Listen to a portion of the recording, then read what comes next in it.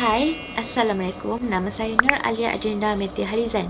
Dan di dalam video ini, saya dan juga rakan-rakan saya akan membentangkan tentang teori ekologi Bronfenbrenner. Kita mulakan dengan pengenalan. Bronfenbrenner atau nama sebenarnya Yuri Bronfenbrenner yang merupakan ahli psikologi Amerika yang lahir pada 29 April 1917 di Moskow, Rusia. Beliau mempunyai ijazah dalam psikologi dan muzik dari Universiti Cornell dan mempunyai sarjana dalam psikologi perkembangan dari Universiti Harvard. Beliau juga merupakan pengasas bersama dalam program Head Start.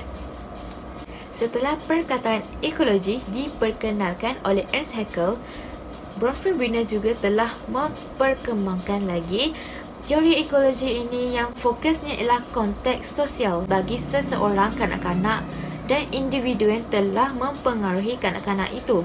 Perbezaan individu adalah disebabkan konteks sosial yang berbeza di dalam perkembangan sepanjang hayat. Seterusnya, terdapat 5 sistem yang mempengaruhi ekologi. Yang pertama, mikrosistem. Yang kedua, mesosistem. Yang ketiga, exosistem. Dan yang keempat, makrosistem. Dan yang terakhir sekali, kronosistem. Okey, jadi apa yang dimaksudkan dengan mikrosistem? Mikrosistem ini ialah persekitaran yang terdekat di mana kanak-kanak mempunyai interaksi secara langsung dan menghabiskan paling banyak masa bersama, seperti keluarga, rakan-rakan, jiran dan guru yang terlibat dalam proses perkembangan kanak-kanak.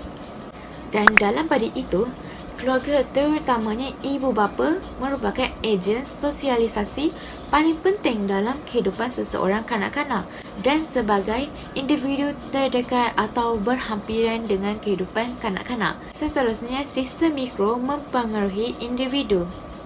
Dan yang ketiga, sistem mikro yang negatif akan menyebabkan kanak-kanak ini juga menjadi agresif. Contohnya, berkata kasar, masalah disiplin dan gangguan emosi. Dan yang terakhir, tingkah laku kanak-kanak juga mempengaruhi sikap ibu bapa terhadapnya. Contohnya, kanak-kanak yang berkelakuan baik akan disenangi oleh orang di sekelilingnya dan mereka akan memberi respon yang positif terhadap kanak-kanak tersebut. Yang terakhir ialah implikasi. Okey, yang pertama, kanak-kanak telah diserapkan dengan kemahiran dan kebudayaan di mana yang berasaskan kepada teknik pengajaran dan tunjuk ajar dari semasa ke semasa. Selain itu, tempat juga mempengaruhi seseorang individu dalam pembentukan tingkah laku mereka seperti keluarga, sekolah dan tempat kerja. Akhir sekali, latar belakang keluarga mempengaruhi tingkah laku seseorang kanak-kanak. Jadi, sekian itu sahaja daripada saya. Terima kasih. Hai, nama saya Nur Aisyah Mimi. Hari ini saya akan menceritakan tentang teori perkembangan ekologi Bronfenbrenner. Teori ekologi Bronfenbrenner ia telah dikembangkan oleh Yuri Bronfenbrenner yang di mana fokus utamanya adalah konteks sosial bagi seorang kanak-kanak dalam membesar dan mempengaruhi kehidupan serta pengembangan kanak-kanak. Dalam teori ekologi Bronfenbrenner terdapat 5 jenis sistem iaitu sistem mikro, sistem meso, sistem exo dan sistem makro dan juga sistem krono. Hari ini saya akan menerangkan sistem meso yang merupakan perhubungan yang melibatkan antara mikrosistem dengan mikrosistem yang lain. Malah dalam sistem meso juga, sebarang perkara yang berlaku dalam satu mikrosistem dapat mempengaruhi interaksi dengan sistem mikro yang lain, di mana seseorang individu habiskan sebahagian besar masanya bersama-sama keluarga, rakan sebaya, di sekolah dan juga kawasan-kawasan lain. Contoh di sistem meso juga, ia menghubungkan antara pengalaman bersama keluarga dengan pengalaman di sekolah dan antara pengalaman bersama keluarga dengan pengalaman rakan sebaya. Contohnya seperti situasi di rumah di mana seseorang dapat mempengaruhi tingkah laku dan personaliti seseorang itu ketika berada di sekolah. Ini bermaksud seperti seseorang pelajar yang merasakan dirinya dipinggirkan oleh keluarga. Dengan itu dapat ataupun kemungkinan akan menyebabkan pelajar itu mempunyai masalah dalam menjalinkan hubungan positif dengan gurunya di sekolah. Hal ini akan menyebabkan emosi mereka terganggu dan implikasi masalah tersebut juga akan menjejaskan pelajaran mereka. Malah, menurut Bronfenbrenner, dari aspek persekitaran sistem meso dalam pendidikan, seorang guru juga perlu menunjukkan sikap yang baik kepada murid-murid. Kerana murid-murid ni dia mudah terpengaruh dengan apa guru lakukan, apa yang diberitahu oleh guru.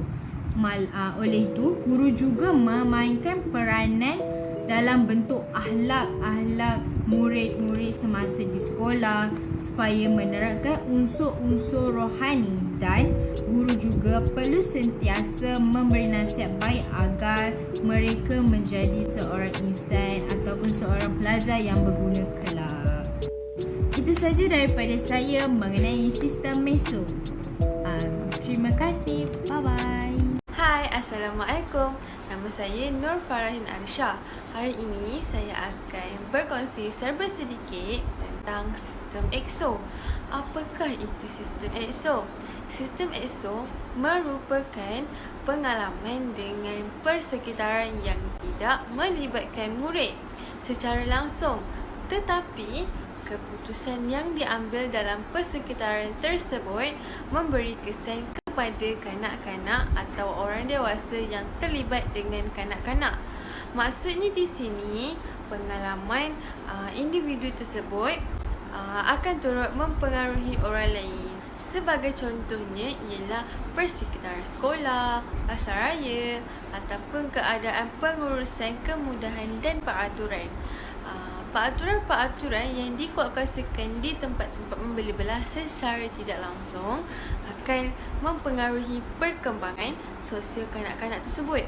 Bagi seseorang pelajar, khususnya sistem EXO mereka termasuklah persekitaran sekolah, pasaraya dan sebagainya.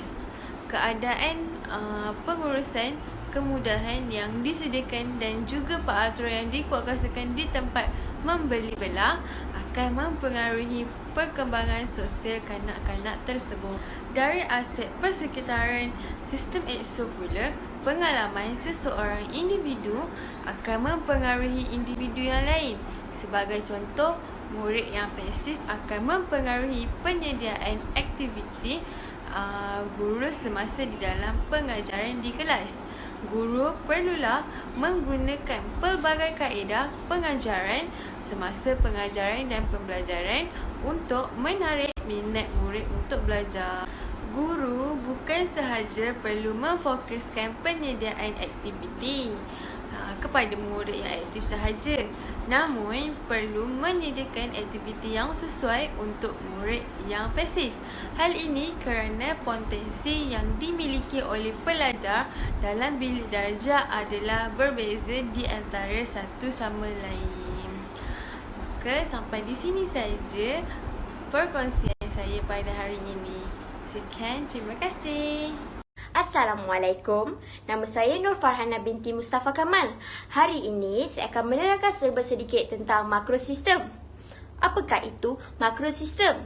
Makrosistem ialah perubahan keadaan dalam tempoh suatu masa. Misalnya, kanak-kanak hari ini lebih fokus kepada permainan-permainan komputer atau kemajuan teknologi yang ada. Jika dibandingkan dengan kanak-kanak 2 atau 30 tahun yang lalu, mereka lebih gemar bermain di persekitaran rumah. Makrosistem merujuk kepada perkembangan individu yang dipengaruhi oleh norma-norma dan nilai amalan masyarakat. Misalnya, dalam sesetengah masyarakat, peranan jantina amat dititik beratkan. Di setengah negara, kaum lelaki diberi peluang pelajaran dan pekerjaan-pekerjaan penting. Sebagaimana contoh, kepercayaan ibu bapa yang sudah lapuk terhadap anak mereka juga menjadi sebab terhadap kemunduran pelajaran anak-anak mereka. Mereka lebih mementingkan pembelajaran anak lelaki berbanding dengan anak perempuan. Kononnya, anak lelaki lah yang bakal menjadi pemimpin keluarga dan mempunyai tanggungjawab yang besar. Mereka menganggap bahawa walaupun anak perempuan ini mempunyai pelajaran yang tinggi sehingga ke Menara Gading, akhirnya mereka akan pergi ke dapur juga. Jadi, kepercayaan seperti inilah perlu dihapuskan agar mereka tahu kepentingan pelajaran dalam kehidupan anak-anak mereka dan menerangkan bahawa taraf perempuan adalah sama dengan lelaki dalam mendapat pendidikan. Tanpa disedari, hal ini akan memberi kesan ke atas perkembangan sosial dan emosi, khusus ke atas peranan mereka dalam masyarakat. Bukan itu sahaja, faktor persekitaran sangat berperanan penting dalam setiap perkembangan kanak-kanak. Suasana tempat tinggal yang harmoni membantu membina persekitaran yang baik untuk seorang kanak-kanak membesar dengan baik dan melalui proses perkembangan yang menyeluruh. Sekian itu sahaja daripada saya. Terima kasih. Hai, Assalamualaikum warahmatullahi wabarakatuh dan selamat sejahtera. Seterusnya saya akan membincangkan mengenai teori ekologi Bronfenbrenner iaitu kronosistem. Kronosistem dilihat sebagai lebih efektif dan bersesuaian dalam mengaitkannya dengan perkembangan kanak-kanak. Kronosistem bermakna perubahan yang berlaku terhadap kelakuan dan tingkah laku serta budaya kanak-kanak dalam suatu tempoh masa. Hal ini bermaksud kanak-kanak akan mudah terdedah dengan persekitaran dan perubahan semasa dalam membentuk kemahiran, pengalaman dan tingkah laku. Namun begitu, perubahan yang berlaku dari semasa ke semasa telah membantu kanak-kanak untuk menguasai kemahiran baru yang serba moden. Dalam kronosistem, terdapat beberapa kelemahan dan kekurangan yang dapat dilihat terhadap perkembangan kanak-kanak. Antaranya adalah kanak-kanak akan mudah lupa serta gagal menguasai kemahiran-kemahiran yang sedia ada sejak turun-temurun lagi. Dalam kata lainnya, kanak-kanak mudah melupai asal dan budaya turun-temurun mereka. Sebagai contoh, kanak-kanak masa kini lebih gemar untuk bermain permainan komputer, sebaliknya kanak-kanak pada masa dahulu lebih gemar bermain di persekitaran rumah mereka. Oleh itu, dirasakan banyak kemahiran-kemahiran yang bakal berkurangan dan menggugat perkembangan kanak-kanak dari sudut positif. Namun begitu, masih terdapat kekuatan berasaskan kepada sistem kronosistem. Antaranya adalah kebolehan kanak-kanak dalam menguasai kemahiran-kemahiran baru. Perkembangan dari sudut masa juga dianggap perlu untuk sentiasa memperoleh generasi baru dari semasa ke semasa. Oleh itu, elemen kronosistem juga dianggap sebagai sesuai dan boleh diguna pakai dalam menyokong teori ekologi Bronfenbrenner. Selain itu, kronosistem juga merupakan pelengkap kepada kelima-lima sistem yang digagaskan dalam teori ekologi ini. Kesimpulannya, tidak semua elemen ini yang sesuai digunakan dalam membentuk perkembangan kanak-kanak. Namun begitu, jika kesemua elemen ini diikat jalinkan, maka akan terbentuk satu kesatuan yang boleh membantu perkembangan kanak-kanak secara lebih sempurna. Akan tetapi, terdapat juga elemen yang dirasakan tidak sesuai digabungkan kerana akan mendatangkan pertembungan dalam membina perkembangan yang baik. Oleh itu, diharap agar kesemua sistem ini mampu membantu kanak-kanak untuk memperkembangkan kemahiran, budaya, interaksi mereka dengan lebih baik lagi. Sekian itu sahaja daripada kami. Terima kasih.